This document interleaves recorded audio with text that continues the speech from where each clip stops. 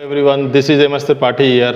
अब यहाँ पे हम आज आपको प्रोनाउन चैप्टर के बारे में जितने भी एरर्स आते हैं एसएससी बैंक से रिलेटेड उन सारे एरर्स की चर्चा करेंगे प्रोनाउन चैप्टर को लेके। फिलहाल आपको पहले प्रोनाउन का बेसिक बता देते हैं जो लगभग सभी बच्चों के द्वारा जाना जाता है और सभी बच्चों ने देखा भी होगा। फिलहाल एक बार रिवीजन करवा देते हैं, बेसिक से पूरे हम एडवांस तक आएंगे। चलिए देख लेते हैं। बेसिकली आप लोग जानते हैं प्रोनाउन एक ऐसा वर्ड होता है जो नाउन की रिपीटेशन को दूर करने के लिए प्रयोग किया जाता है। ठीक है, आप लोग जान गए। लेकिन यहाँ पे हमको ये भी समझना जरूरी है कि इनसे रिलेटेड जो एरर्स आते हैं वो किस तरीके से आ सकते हैं। हमारे एसएससी के एग्जाम्स में, बैंक के एग्जाम्स में, जितने भी आजकल इंग्लिश तो सभी एग्जाम्स में लगभग अनिवार्य हो गया है, तो सभी बच्चों को पढ़ना जरूरी है। तो आइए देख लेते हैं प्रोनाउंस से रिलेटेड जो भी एरर्स आते हैं उनके बारे में।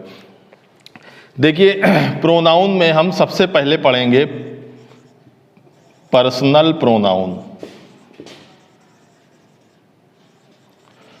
पर्सनल प्रोनाउन ऐसे प्रोनाउंस होते हैं। पहले तो पर्सनल प्रोनाउंस समझने के लिए थोड़ा सा हम जरा बात कर लेते हैं कि पर्सनल प्रोनाउन को हम 3 कैटेगरीज में रखते हैं। एक तो फर्स्ट पर्सन का प्रोनाउन, नेक्स्ट सेकेंड पर्सन का प्रोनाउन और थर्ड पर्सन का प्रोनाउन। कैसे समझेंगे फर्स्ट पर्सन का प्रोनाउन कौन है, सेकेंड पर्सन का और थर्ड पर्सन का कौन है? बिल्कुल इजी तरीका है। स्पीकर अर्थात जो बोलने वाला व्यक्ति होगा, जो कुछ बात कहेगा, वो फर्स्ट पर्सन का प्रोनाउन कहलाता है। जो लिसनर होगा यानी जिस किसी व्यक्ति से फर्स्ट पर्सन का प्रोनाउन बात करता है उसको सेकंड पर्सन का प्रोनाउन कहते हैं। और ये दोनों व्यक्ति जिसके बारे में बात करेंगे वो थर्ड पर्सन का होगा। हो सकता है मैक्सिमम चांसेस में थर्ड पर्सन का प्रोनाउन वहाँ पे अवेलेबल नहीं होता जिसकी बात की जाती है। चलिए एक बार देख लेते हैं और थोड़ा सा लिख भी लेते हैं कि फर्स्ट पर्सन में आते कौन कौन से हैं। आई आता है सिंगुलर में और प्लूरल में वी आता है। सेकेंड पर्सन में आपका यू को हम रखते हैं। यू सिंगुलर में भी आता है और यू प्लूरल में भी रखा जाता है, इसलिए हम यहाँ पे केवल यू को एक ही लिखेंगे। थर्ड पर्सन में आपका ही आ जाता है, शी आ जाता है, इट आ जाता है और प्लूरल में दे का प्रयोग किया जाता है। थोड़ा सा ध्यान दे दें कि फर्स्ट पर्सन का जो प्रोनाउन होगा उसका फिर से समझ लें। सिंगुलर में आई, प्लूरल में वी, सेकेंड पर्सन में यू और प्लूरल भी इसका यू ही होता है। थर्ड पर्सन में ही सिंगुलर में, शी सिंगुलर में और इट के साथ प्लूरल में इसका दे होता है। ये आपके हो गए सब्जेक्टिव या नॉमिनेटिव केस, इनको बोलते हैं सब्जेक्टिव केस में और या फिर नॉमिनेटिव केस में। आप ये भी समझ लें कि सब्जेक्टिव नॉमिनेटिव केस एक ही होता है। ऑब्जेक्टिव केस और पजेसिव केस भी प्रोनाउन का होता है। अर्थात प्रोनाउन के अगर केस की बात करेंगे, जिसमें पर्सनल प्रोनाउन के जो ये केस होते हैं ये 3 तरह के होते हैं। एक तो सब्जेक्टिव केस, दूसरा पजेसिव केस और तीसरा ऑब्जेक्टिव केस। तो हम सब्जेक्टिव केस के बाद पजेसिव केस की बात करेंगे, पजेसिव केस की बात करते हैं और तीसरे में आपका आ जाता है objective case. Objective case basically जैसे अगर आई सब्जेक्टिव केस में है तो ऑब्जेक्टिव केस उसका मी हो जाता है। जहां पे ऑब्जेक्ट की रिक्वायरमेंट होती है, जैसे अगर हम कहें एक सेंटेंस कहते हैं कि आई लाइक हिम, तो यहाँ पे आई तो आपका सब्जेक्ट बन रहा है, तो ये सब्जेक्टिव केस में हमने शुरुआत में रख दिया। लाइक वर्ब हो गई, उसके वर्ब के बाद जो भी केस प्रोनाउन का आता है वो ऑब्जेक्टिव केस में ही आएगा ऑलवेज।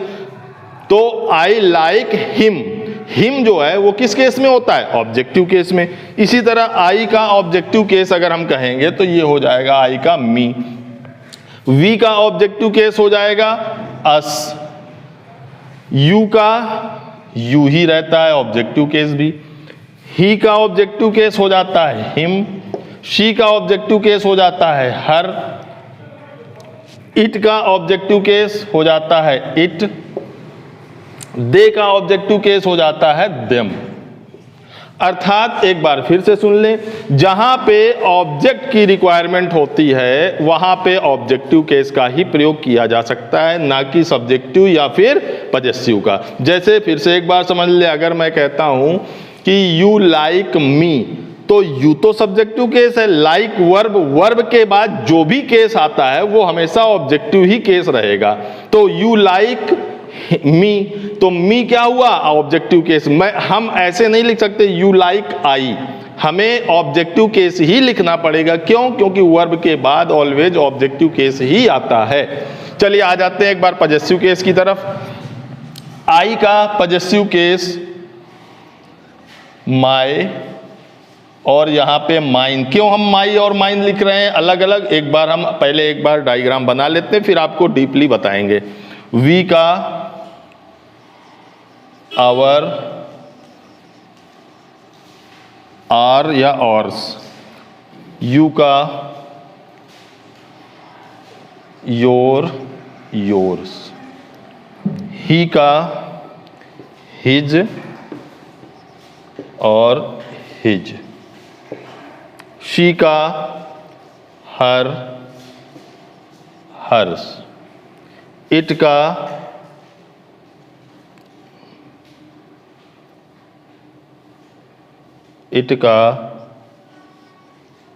It's,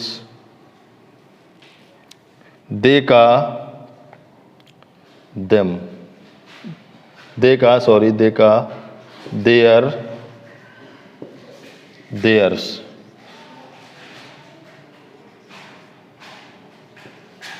theirs. जरा एक बार देख लीजिए, आई का पजेसिव केस में my mine, we our ours, you your yours, he his his, she her hers, it its और इधर कुछ भी नहीं, दे का देयर देयर्स। जरा थोड़ा सा ध्यान दे दें, ये माई और माइन ये अलग अलग मैंने क्यों लिखा, क्योंकि बेसिकली ये माइन ये वाले हिस्से जो है और इसको हमने डिवाइड कर दिया, इस वाले हिस्से को पजेसिव एडजेक्टिव बोला जाता है और इस वाले हिस्से को पजेसिव प्रोनाउन बोला जाता है।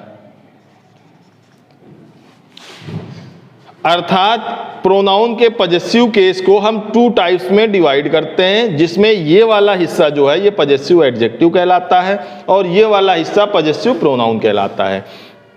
एक बार फिर से रिवीजन में कर लेते हैं। आपका सब्जेक्टिव या नॉमिनेटिव केसेस में ये आपके आ जाएंगे प्रोनाउंस, पजेसिव केसेस में ये आ जाएंगे, ऑब्जेक्टिव केसेस में ये आ जाएंगे। पजेसिव केस को 2 टाइप्स में डिवाइड करते हैं, पजेसिव एडजेक्टिव और पजेसिव प्रोनाउन। बेसिकली एरर्स जो आपके आते हैं वो पजेसिव केस से रिलेटेड एरर्स ही आते हैं पर्सनल प्रोनाउन में। जहां तक अभी देखा गया है केवल और केवल पजेसिव केस से रिलेटेड एरर्स ही पूछे जाते हैं। क्यों? क्योंकि ऑब्जेक्टिव और सब्जेक्टिव केस में कुछ भी है नहीं एरर्स के लिए, इसलिए हम अब इनकी चर्चा करेंगे। चलिए अब पजेसिव केस में हम जो एरर्स आते हैं उनके बारे में चर्चा कर लेते हैं। एक एग्जांपल से समझते हैं कि पजेसिव केस में एरर्स जो आते हैं वो किस तरह से आ सकते हैं। एक एग्जांपल हम लिख देते हैं, जैसे ये लिखा है दैट इज योर बुक और माई इज हियर। देख लीजिए, दैट इज योर बुक, फिर है माई इज हियर। यहां पे जो आपका योर है ये पजेसिव एडजेक्टिव है या फिर पजेसिव प्रोनाउन है, ये आपको ध्यान से समझ लेना है, क्योंकि मैंने अभी अभी चार्ट में दिखाया, उसमें लिखा था योर जो है वो पजेसिव एडजेक्टिव होगा। अर्थात ये योर जो है यहाँ पे पजेसिव एडजेक्टिव का काम कर रहा है। पजेसिव एडजेक्टिव के बाद ये क्या है? बुक है। ये बुक क्या है? एक नाउन है। क्या है? एक नाउन है। अर्थात केवल और केवल अगर हम पजेसिव एडजेक्टिव ही लिख के छोड़ दें, बुक ना लिखें, तो भी ये सेंटेंस कंप्लीट नहीं हो सकता। क्यों? क्योंकि किसी एडजेक्टिव के बाद में कोई ना कोई उसका नाउन उसके लिए आना जरूरी है। तो हमने लिख दिया कि दैट इज योर के बाद बुक लिख दिया, या कुछ भी और भी लिख सकते हैं, लेकिन मेरा कहने का अर्थ ये कि योर के बाद कुछ ना कुछ जो नाउन का काम करेगा वो जरूर आएगा। यहां पे देख लीजिए माई इज हियर, तो क्या यहां पे माई केवल लिखा जा सकता है? क्यों? क्योंकि ये पजेसिव एडजेक्टिव, और एडजेक्टिव के बाद कोई ना कोई नाउन या प्रोनाउन जरूर आना चाहिए, जिसके लिए ये माई लगा हुआ है। एडजेक्टिव का मतलब क्या होता है? एडजेक्टिव ऐसा शब्द होता है जो किसी नाउन या प्रोनाउन को क्वालिफाई करता है। तो यहाँ पे माई जो है ये एडजेक्टिव है, तो इसका मतलब यहाँ पे कोई नाउन या प्रोनाउन होना ही चाहिए। अब चूंकि बात बुक की हो रही है तो यहाँ पे माई बुक लिखें। क्या लिखें? My book. यहाँ पे आप अगर माई बुक इज हियर लिख देते हैं तब तो ये सेंटेंस क्लियर है, करेक्ट है, कोई प्रॉब्लम नहीं है। या फिर अगर ये सेंटेंस ऐसे लिखा हो दैट इज योर बुक, और फिर माई बुक के जगह पे क्या हम ये लिख सकते हैं? क्या माइन इज हियर? ये माइन जो है क्या ये यूज हो सकता है माई बुक के प्लेस पे?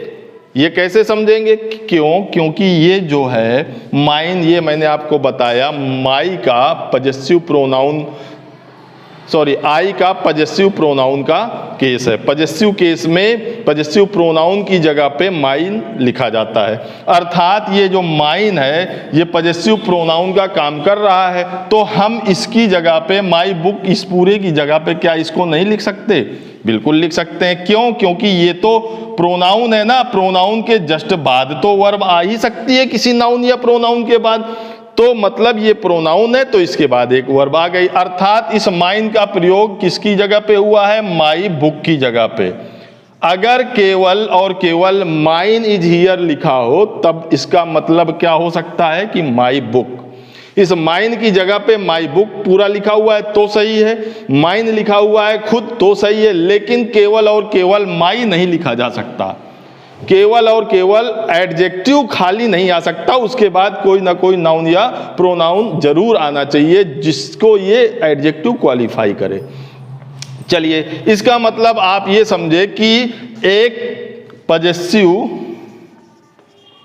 पजेसिव प्रोनाउन जो होगा वो किससे किससे मिलके बन सकता है? वो बन सकता है एक पजेसिव एडजेक्टिव से और साथ में किसी नाउन से। हम पजेसिव प्रोनाउन का मतलब ये समझ गए कि ये पजेसिव एडजेक्टिव और साथ में उसके बाद में मैंने लिखा था बुक, यानी वो बुक क्या था? नाउन था। तो पजेसिव एडजेक्टिव प्लस नाउन ये मिला के हम माइन यहाँ पे लिख सकते थे जो एक पजेसिव प्रोनाउन है।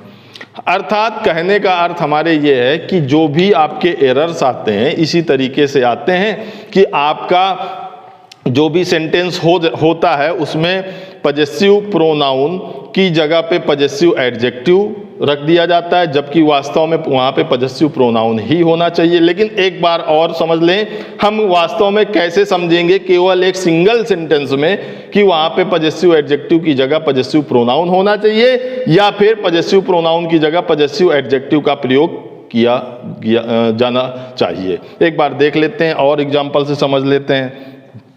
जैसे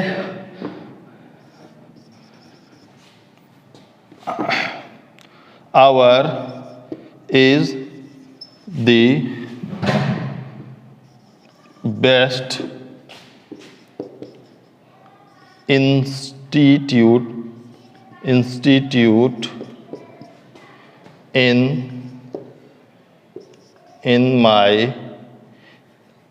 in our district.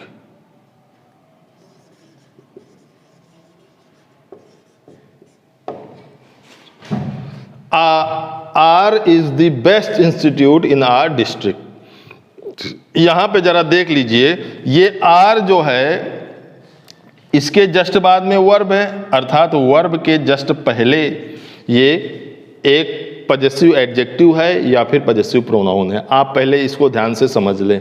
मैंने जो अभी चार्ट आपको बनाया था पजेसिव प्रोनाउन में, उसमें एक हिस्से में पजेसिव एडजेक्टिव्स लिख दिए थे, दूसरे हिस्से में पजेसिव प्रोनाउन लिख दिए थे। तो यहाँ पे आपने देखा होगा कि ये जो आर है ये पजेसिव एडजेक्टिव के कॉलम में था। पजेसिव एडजेक्टिव मैंने आपको अभी अभी एग्जाम्पल दिया कि पजेसिव एडजेक्टिव कभी सिंगल नहीं आ सकता, उसके बाद में कोई ना कोई नाउन या प्रोनाउन आना चाहिए।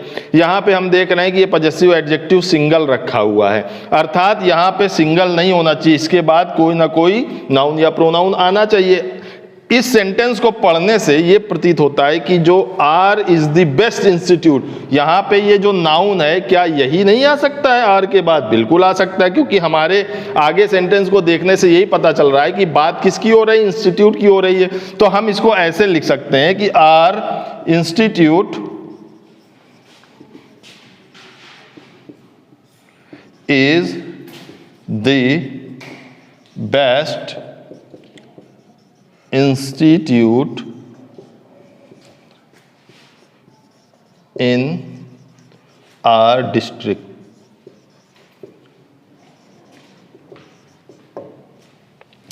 यहां पे देख लीजिए, R institute is the best institute in our district.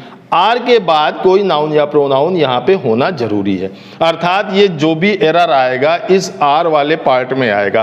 अब उसमें आपके एग्जाम में कॉलम वाइज तो एरर्स रहते हैं, अर्थात ये एरर जो होगा ये यहाँ से ऐसे डिवाइड हो सकता है, यहाँ से हो सकता है, कहीं से भी हो सकता है। तो आपको ये समझना होगा कि डिवीजन जहाँ से हुआ है क्या एक सिंगल पोर्शन पे हो रहा है, या फिर हो सकता है आपका ये एरर जो है यहाँ पे डिवाइड कर दे। तो भी आपको यही समझना पड़ेगा कि केवल इस हिस्से में ही एरर है, तो मतलब ये कॉलम ये इस हिस्से से जुड़ा हुआ है, तो इस कॉलम में एरर है, पॉइंट नंबर 1 में एरर ये है। तो ये आपको खुद समझना है, ठीक। लेकिन एक बार जो आपके रिलेटेड सब्जेक्ट के अकॉर्डिंग है कि आपको इस प्रोनाउन चैप्टर में इस हिस्से में किस तरह से एरर आते हैं, वो मैंने आपको बता दिया। एक अगर इस जगह पे केवल ये भी लिखा होता, hours is the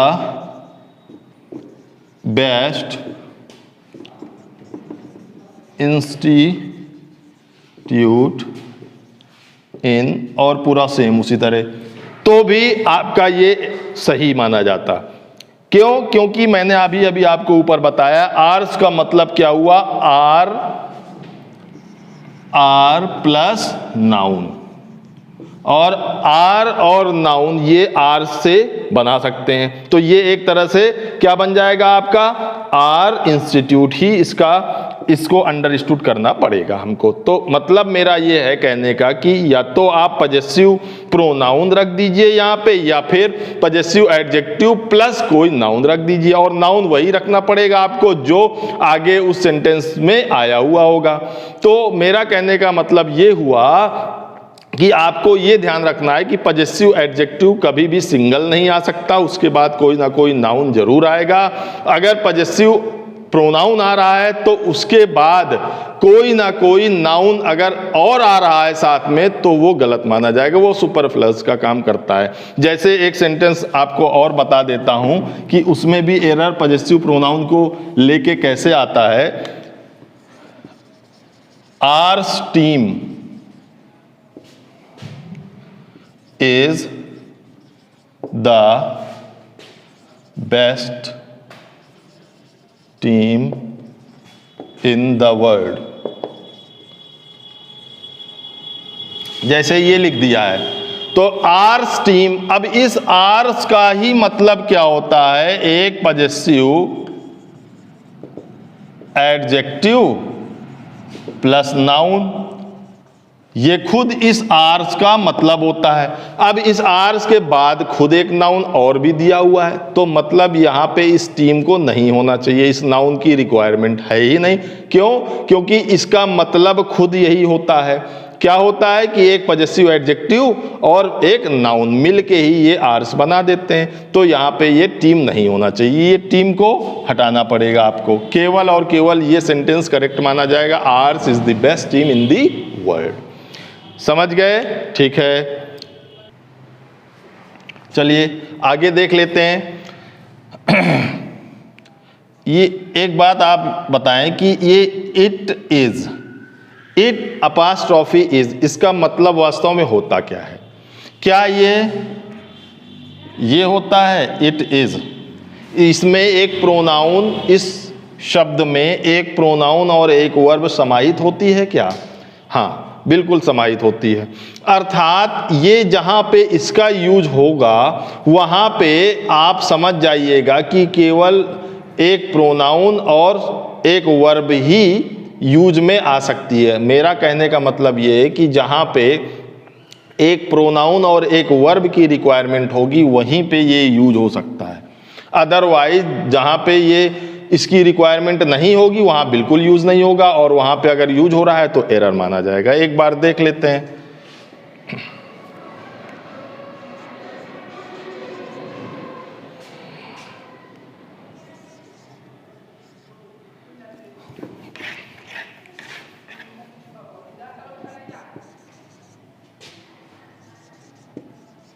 The river and its tributaries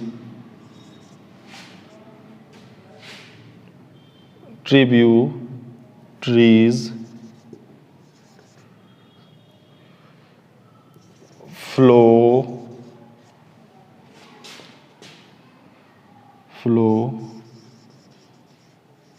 towards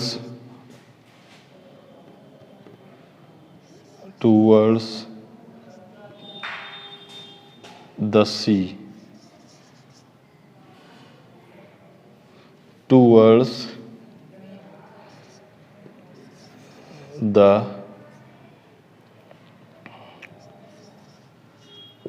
Hind महासागर। ये सेंटेंस मैंने लिख दिया, the river and it's tributaries flow towards the Hind महासागर। जरा ध्यान दे दीजिए, यहां पे मैंने आपको बताया इट अपास्ट्रॉफी एस का मतलब क्या होता है? इट इज, अर्थात एक नाउन और एक वर्ब। अब जरा इस सेंटेंस में देख लें, the river and it's tributaries, यहां पे जो इट्स का प्रयोग हुआ है, क्या इसका सेंस इट इज नहीं है? होगा यहाँ पे अगर ये इट अपास्ट्रॉफी एस लिख दिया गया है।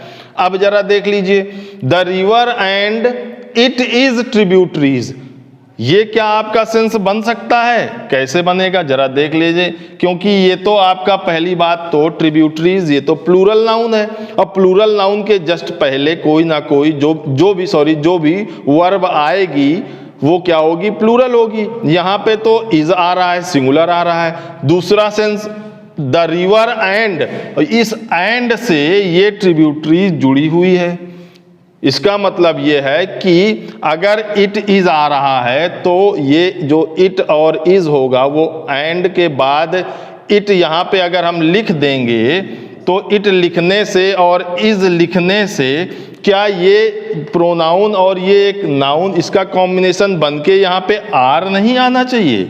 क्यों? क्योंकि यहाँ पे तो ये नाउन और प्रोनाउन कंजंक्शन एंड से जुड़े हुए हैं, तो ये तो प्लूरल होने चाहिए। तो इसका मतलब यहाँ पे ये इट और अपास्ट्रॉफी इज का प्रयोग नहीं होके इसको प्रयोग इसका इट्स के रूप में जरा देख लेते हैं। इट्स ट्रिब्यूटरीज, क्या ये इट्स मैंने आपको जो कॉलम में लिखाया था वो पजेसिव एडजेक्टिव में नहीं लिखाया था? बिल्कुल लिखाया था, एक बार देख लीजिए। क्यों? अगर यहाँ पे हम इट्स रख देते हैं तो ये ट्रिब्यूटरीज को क्वालिफाई करने वाला पजेसिव एडजेक्टिव नहीं हो जाएगा? बिल्कुल हो जाएगा। क्यों? क्योंकि किसी नाउन या प्रोनाउन को क्वालिफाई करने वाला एडजेक्टिव तो हम उसके पहले बिल्कुल लिख सकते हैं। इसका मतलब ये हुआ कि यहाँ पे इट अपास्ट्रॉफी एस ना आके इट्स का प्रयोग करना पड़ेगा आपको। ठीक है, तो ये आप लोग समझ गए कि थोड़ा सा ध्यान देंगे। एरर्स में मैक्सिमम एरर्स इट्स के जो भी आते हैं इसी सेंस में आते हैं। जहाँ पे इट अपास्ट्रॉफी एस नहीं होना चाहिए वहाँ पे इट अपास्ट्रॉफी एस रख दिया जाता है। ठीक है, अब हम अपने नेक्स्ट टॉपिक में चलेंगे।